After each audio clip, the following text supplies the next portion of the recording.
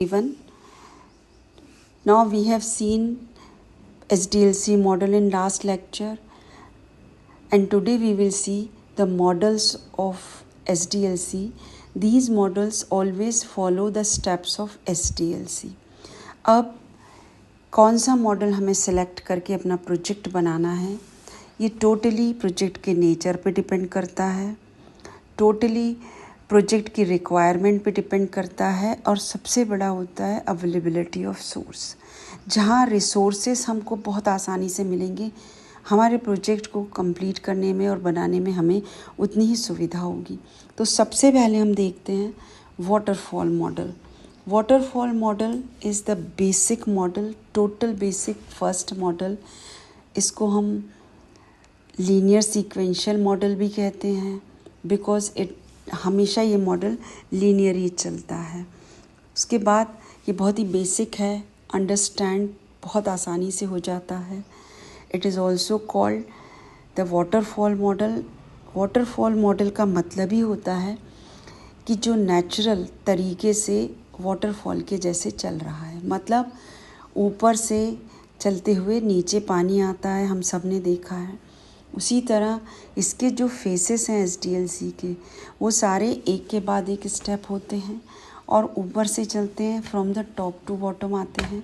और हर फेस जब एक कंप्लीट होता आता था, one stage get completed, then only we will move to the next stage.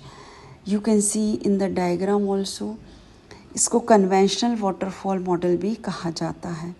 6 steps, 7 steps जो होते हैं: feasibility study, requirement gathering, analysis, design, coding, testing and maintenance. ये सारे स्टेप्स वाटरफॉल मॉडल में भी होते हैं, बट शर्त इज़ दिस कि पहले फिजिबिलिटी स्टडी होगी, then after feasibility study complete, then you can do the requirement gathering. Requirement gathering करेंगे।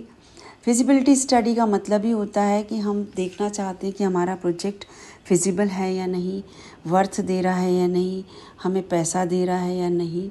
और रिक्वायरमेंट गैदरिंग में हम वो सारे requirement, functional, non functional resources सब इकट्ठा कर लेंगे, फिर उनको एनालाइज करेंगे कि वो रिक्वायरमेंट जो हमने इकट्ठे किए हैं वो काम के हैं या नहीं, कंप्लीट हैं या नहीं, कंसिस्टेंसी से मिल रहे हैं या नहीं। Then we will go to the design. Design बनाएंगे। Design totally blueprint of the process, development process है। जैसे ही डिज़ाइन बन जाती है तो we can easily do the coding. Coding में मतलब ये है कि जो डिज़ाइन बनी हुई थी उसको हमने क्या किया है,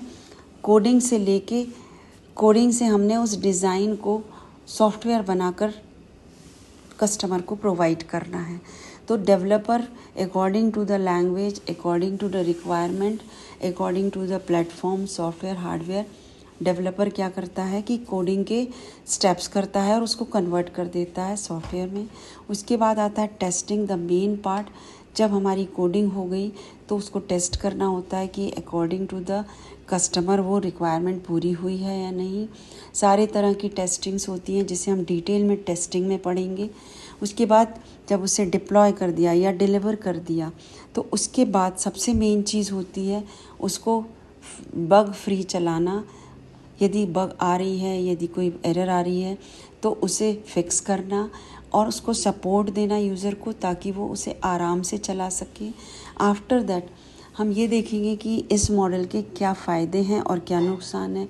सिंपल है, इजी टू अंडरस्टैंड है, इसके स्टेप्स ओवरलैप नहीं होते। जब एक स्टेप कंप्लीट होता तभी अगला स्टेप होता है। रिव्यू मतलब पिछला आउटपुट अगले का इनपुट हो जाता है। स्मॉल प्रोजेक्ट्स में इट्स वेरी यूज़फुल। डिसएडवांटेज ये है कि लार्ज प्रोजेक्ट के लिए बिल्कुल सूटेबल नहीं है। ऐसा हो नहीं सकता कि हमारे को रिक्वायरमेंट चेंज नहीं होती हैं, एंड रिक्वायरमेंट इज चेंजेबल है, तो ये मॉडल बिल्कुल सूटेबल नहीं होता है, फिक्स नहीं होती हैं। ड्यूरिंग द टाइम वो चेंज हो सकती हैं। बाद में भी हमारे पास ऑप्शन होना चाहिए कि यदि कस्टमर हमारे से रिक्वायरमेंट देता है कि उसे कुछ चेंज करना है तो हम उसे कर सकें। हमारे मेंटेनेंस पार्ट में ये हमेशा होना चाहिए। सो इस तरह मॉडल, वाटरफॉल मॉडल के बारे में समझा और पढ़ा। अब अगले सेशन में हम अगला मॉडल देखेंगे। तब तक के लिए गुड बाय।